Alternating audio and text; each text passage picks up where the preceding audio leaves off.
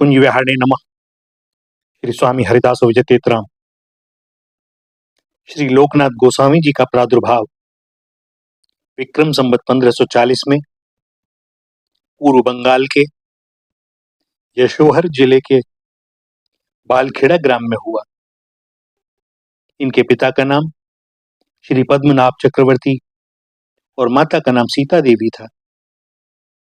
बचपन से ही इनकी प्रतिभा अत्यंत प्रखर थी।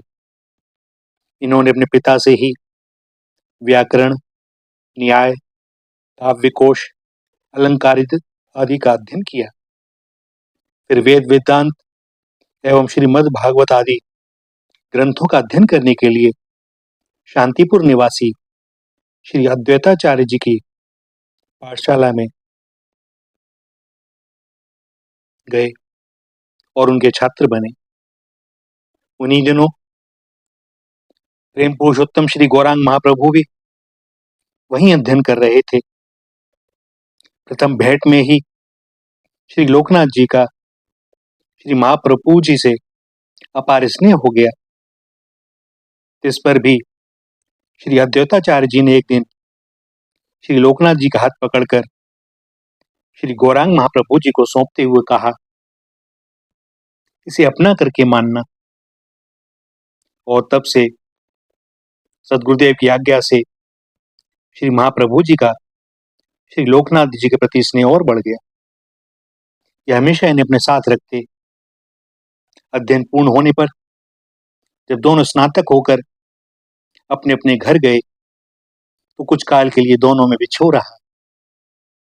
किंतु कुछ ही दिन बाद श्री गौरांग महाप्रभु जी जब अध्यापकी छोड़कर संकीर्तन के प्रचार में लगे, उन्हीं दिनों माता पिता के दिवंगत हो जाने से श्री लोकनाथ जी भी संसार से संन्यास लेकर महाप्रभु जी के प्रेम से आकृष्ट होकर श्री नवद्वीप को चल पड़े।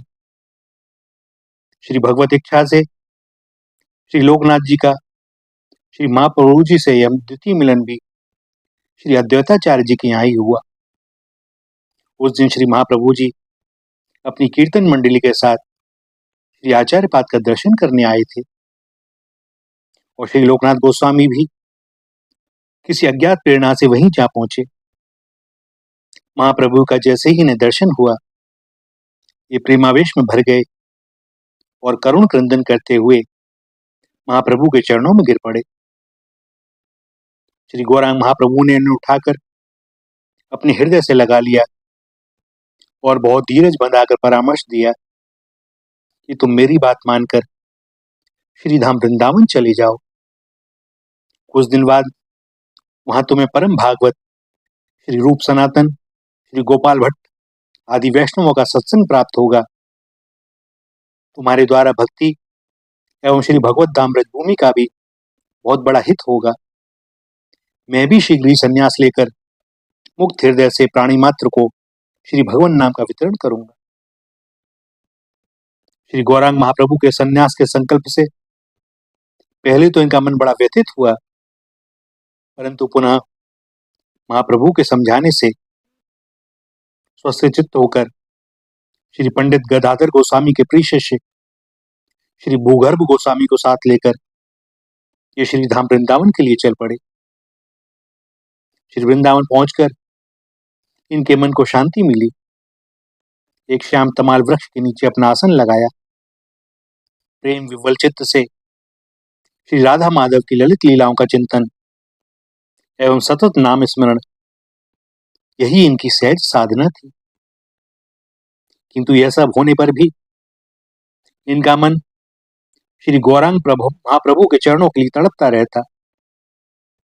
जब श्री गौरांग महाप्रभु दक्षिण की यात्रा कर रहे थे और श्री रंगम में वेंकट भट्ट जी के यहाँ चातुर्मास कर रहे थे, उस समय एक वैष्णव के द्वारा श्री महाप्रभु जी का पता पाकर श्री लोकनाथ जी महाप्रभु के दर्शन के लिए श्री रंगम को चल दिए। किंतु वहां पहुंचने पर पता चला कि महाप्रभु तो यहाँ से कब का प्रस्थान कर चुके और वहीं इनका श्री गोपाल भट्ट जी से मिलन हुआ।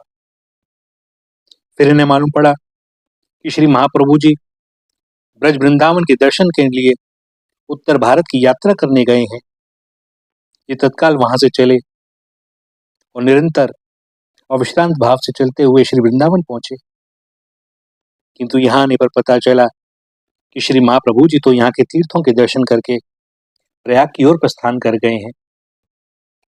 इतना प्रयास करने पर भी जब श्री गौरांग महाप्रभु का दर्शन इन्हें ना हुआ तो इन्हें बड़ा अपार मानसिक कष्ट हुआ और इन्होंने संकल्प किया या तो प्रयाग जाकर श्री महाप्रभु जी के दर्शन करूंगा या त्रिवेणी में ही अपने शरीर का विसर्जन कर दूंगा। और उसी दिन रात्रि में श्री महाप्रभु जी ने इन्हें स्वप्न में आदेश दिया, लोकनाथ, मैं तो सदा तुम्हारे साथ हूं, तुम अब श्री धाम वृंदावन की सीमा के बाहर नहीं जाना। मैं प्रयाग से सीधा नीलाचल जाऊंगा और वहां से अपना सब समाचार देता रहूंगा। श्री लोकनाथ जी ने श्री महाप्रभु जी का स्वप्नादेश शिरोधार्य किया और श्री वृंदावन में वास करने लगे। कुछ समय बाद श्री महाप्रभु जी की प्रेरणा से श्री रूप सनातन प्रभृति श्री वैष्णव वृंद श्री वृंदावन आए और उनके साचर्य से इनकी साधना को भी बहुत बल मिला। एक बार एकांतवास की इच्छा से ब्रज के परम पावन स्थान छाता तहसील के उमराव ग्राम में किशोरी कुंड पर स्थित तमाल वृक्ष के नीचे रहने लगे। इनके हार्दिक अनुराग को देखकर एक दिन भगवान ने स्वप्न में इनसे कहा, मैं किशोरी कुंड में स्थित हूं, मुझे यहां से निकालकर मेरी सेवा पूजा करो, मैं बहुत दिन से भूखा हूं। इनकी निद्रा भंग हुई। भैया, यह स्मरण रखने की बात है कि भगवान ये सब कृपा करने के लिए ही कहते हैं, वरना भगवान और उनको भगवान को तो भूख लगती है अपने प्रेमी भक्तों के प्रेम की। वो जब भी कहते हैं कि मैं भूखा हूं तो मान लें कि वो केवल प्रेम के भूखे हैं। भैया, बाकी 56 भोग हम अपनी भावना के अनुसार लगाते हैं, लेकिन भगवान तो प्रेम ही देते हैं, प्रेम ही पाते हैं। बात स्वप्न की। इनकी निद्रा भंग हुई। भगवान के द्वारा प्राप्त संकेत के अनुसार इन्होंने किशोरी कुंड से श्री विग्रह को बाहर निकाला और विधि पूर्वक उनका अभिषेक कर श्री राधा विनोद नाम से श्री ठाकुर जी की स्थापना की। नित्य प्रति नवीन लाड़ से श्री लोकनाथ गोसाई ठाकुर जी की सेवा करते।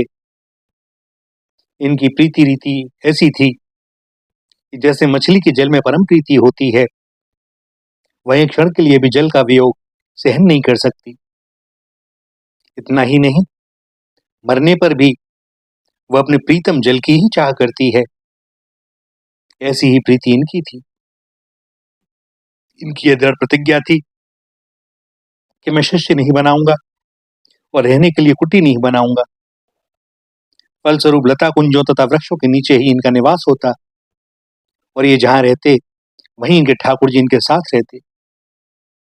वर्षा आदि होने पर कभी कभी श्री ठाकुर जी को वृक्षों की कोटर में छिपा देते, तो कभी गोद में रखकर स्वयं को उनका आच्छादन बना देते। इस प्रकार बड़े ही प्रेम पूर्वक श्री ठाकुर जी की आत्मवत सेवा करते। पद्मा नदी के तट पर स्थित खेतरी के राजा कृष्णानंद दत्त जी के पुत्र श्री नरोत्तम दास जी के अपूर्व श्री गुरु सेवा से संतुष्ट होकर इन्होंने अपने प्रण को भूलकर उन्हें विधिवत मंत्र दीक्षा दी थी। श्री नरोत्तम दास जी के लोकोत्तर सेवा भाग को देखकर श्री जैव गोस्वामी पाद ने उन्हें ठाकुर की पदवी प्रदान की। इस प्रकार श्री लोकनाथ गोस्वामी जी का संपूर्ण जीवन बड़ा साधनामय रहा।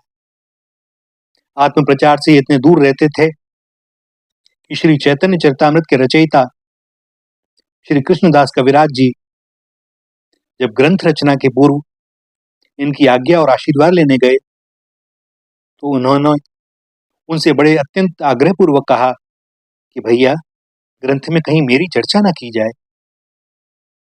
एक बार श्री लोकनाथ जी श्री राधा माधव के प्रेम रंग में रंगे हुए श्री राधा विनोद ठाकुर का श्रृंगार करके रूप माधुरी का दर्शन करते हुए ऐसे मुग्ध हुए कि अपने शरीर की सुध बुध नहीं रही। उधर श्री ठाकुर जी के लिए भोग बनाने में देर हो रही थी, तब श्री ठाकुर जी स्वयं ही इनका रूप धारण करके रसोई में जाकर रसोई बनाने लगे। इतने में एक सेवक दर्शन करने आया। पहले तो वह रसोई का समय जानकर रसोई में गया तो वहां इन्हें रसोई बनाते देखा, और फिर जब श्री ठाकुर जी का दर्शन करने आया तो यहाँ इनको श्री ठाकुर जी के दर्शन में बेसुध देखा। सेवक को बड़ा आश्चर्य हुआ। वह अपना मन का विस्मय दूर करने के लिए कई बार मंदिर में आया, कई बार रसोई में गया, किंतु हर बार उसे दोनों जगह श्री लोकनाथ जी का ही स्वरूप दिखलाई पड़ा। तब अंत में मंदिर में विराजमान श्री लोकनाथ जी के चरणों में पड़कर उस सेवक ने श्री लोकनाथ जी के चरणों में यह विस्मयकारी प्रसंग निवेदित किया। यह सुनकर ये भी रसोई में गए तो देखा सचमुच वहां रसोई बनकर पूर्ण तैयार थी, परंतु अब कोई वहां बनाने वाला नहीं था। श्री लोकनाथ जी समझ गए कि बनाने वाला और कोई नहीं, साक्षात श्री राधा विनोद ठाकुर जी ही थे। भगवान की कृपा को विचार कर श्री लोकनाथ जी गदगद हो गए। इनकी यह भाव दशा देखकर वह सेवक भी समझ गया कि सब भगवान की ही लीला थी। थोड़ी देर बाद दोनों ठाकुर जी के पास आए तो देखा कि इन्हें देखकर श्री राधा विनोद ठाकुर मंद मंद मुस्कुरा रहे हैं। भैया, इस प्रकार के इनके अनेकों चरित्र हैं। विक्रम संवत 1645 श्रावण श्री कृष्ण अष्टमी को इन्होंने नित्य नुकुंज में प्रवेश किया। नित्य लीला में ये मंजुला ली मंजरी है। जिस प्रकार से सखियों में श्री ललिता जी के बाद श्री विशाखा जी का नाम आता है, उसी प्रकार से मंजरियों में श्री रूप मंजरी के पश्चात श्री मंजुलाली मंजरी का नाम स्मरण किया जाता है। तब तो स्वर्ण के समान शरीर कांति, किंशुक पुष्प के समान लाल वस्त्र तथा श्री प्रिया प्रीतम के वस्त्रों को संभाल कर रखना एवं उन्हें पहनाना, यही इनकी प्रधान सेवा है। योगपीठ में सिंहासन के अति निकट ईशान कोण में इनकी स्थिति है। भैया, ये सब वर्णन तो केवल हमारे लिए, यह मूढ़मतियों को कुछ समझ में आवे। वास्तव में तो सब वही और उनके अतिरिक्त है कौन। श्री राधा, श्री राधा, श्री राधा।